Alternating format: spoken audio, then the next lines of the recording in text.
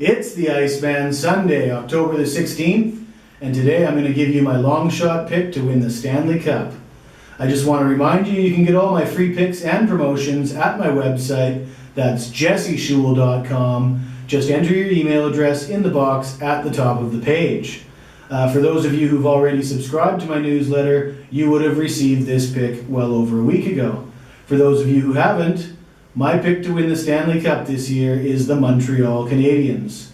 An Eastern Conference team is probably going to have an easier shot of making the playoffs rather than being out west, a bit of a dogfight in the Western Conference. There's going to be some really good teams that aren't going to be able to qualify for the playoffs out there.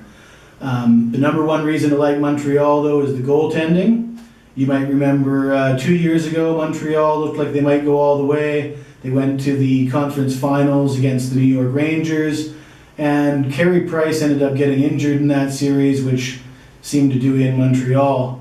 Then last year, they started the season as the league's hottest team. After the first month of the season, they had the best record, but again, Carey Price was injured, and they ended up missing the playoffs.